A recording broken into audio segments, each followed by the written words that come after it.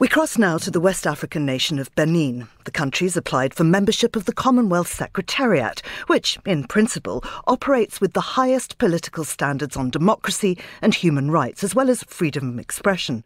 But the opposition leader and democratic former Justice Minister Reckya Madougou is currently in jail on false charges and has been incarcerated now for more than a year. Well, I have her lawyer, Antoine Vey, on the line. Antoine, thank you for joining us. Talk me through how Reckya went from government minister to prisoner. Mrs. Madougou has served in Benin as Ministry of Microfinance, Youth and Women's Employment, and also as Minister of Justice during the precedent administration. And she is a high political figure in Africa and worldwide, a woman that is very dynamic and wanted to bring a new voice to our country, Benin. And she decided to run for presidency in a context where the current president of Benin, Patrice Talon, has decided to basically rule out all potential opponents by passing a legislation that forbids any kind of competition. And Reckya very bravely decided to go to Benin and to run for president and to run a political campaign. She was arrested in very arbitrary and unfounded conditions. And she was basically detained for more than a year and then tried in a trial that was, in a way, a fake trial, and has been condemned to 20 years of prison in December 21. She's then incarcerated for more than a year now. And of course, we have seized all the international community to denounce this situation. So she has been prosecuted on wrong charges, and she is now arbitrarily detained since a year. Is this an isolated incident, or are there real human rights issues going on in Benin that the world seems to be unaware of? No, Benin has had a long tradition of being what we said in French, the laboratoire of democracy.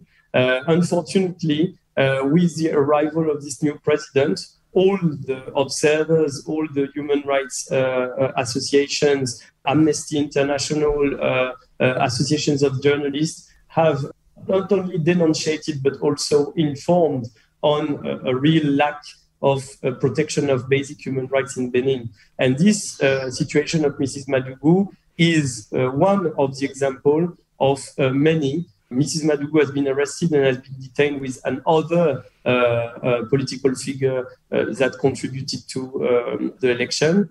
Mr. Ajavon was also another person who ran for the past elections and was physically impeached to come to Benin. And unfortunately, Benin has become a place where there is no judicial independence at all and where the fundamental political rights are no longer protected. And how aware is the international community and what are they doing to help in this situation? Well, we have sent a number of letters to multilateral organizations, including an outreach that was made by Antonio Guterres, the United Nations Secretary.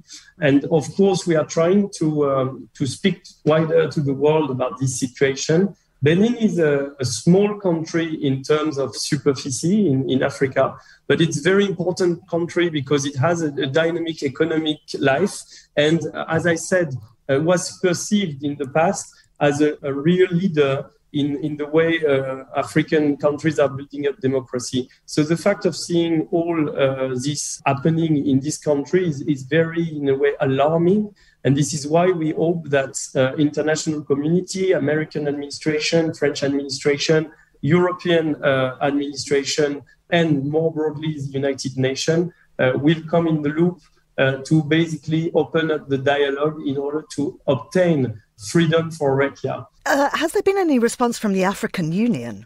Well, we have seized the UN, United Nations Group for Arbitrary Detention, and we expect that their work will give rise to a decision clearly stating what we are denunciating, meaning that she is arbitrarily detained.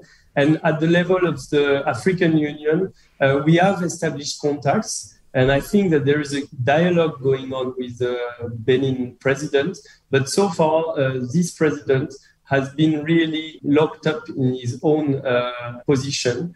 And I would say that the dialogue is very difficult to obtain. So I'm not in charge, as you know, I'm her lawyer, so I'm not in charge of running on the diplomatic and political discussions. But from a pure legal perspective, I think that it is bringing to Benin a very dark phase. And I hope that this human rights side will be taken seriously by all the traditional partnerships of Benin in order to say that this climate is no longer acceptable.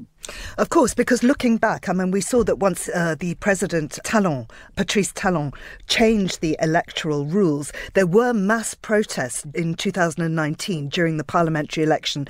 And then there was also a lot of violence. The president responded by shooting protesters. Police and military shot protesters around the 2021 presidential elections. When are they slated to have another so-called democratic vote? Well, the fake election just took place in a way, and as you know, he's in his second mandate. What you are denunciating is actually true. Is there is a climate of violence in Benin, and there is a climate that actually is deriving from the lack of protection of human rights, meaning it's a state where no one can talk, no one can inform freely, no one can act freely. And if today Reckya Madougou is incarcerated, it's because she wanted to bring a democratic voice to Benin. So what you are stating is actually quite right. The problem being that I think that all the political opponents, have been in this area reasonable enough to call for peace and to retrieve their opponent from bringing chaos to Benin. This is why we really need voices from the international community. Former Ministry of Foreign Affairs, Jean-Yves Le Drian, has been at the forefront expressing public concerns in this situation, but we need more political pressure, mediatic information on this situation, and this is why what we are discussing at the moment together is very important. That was the human rights lawyer Antoine Weil. You're listening to The Globalist on Monocle 24.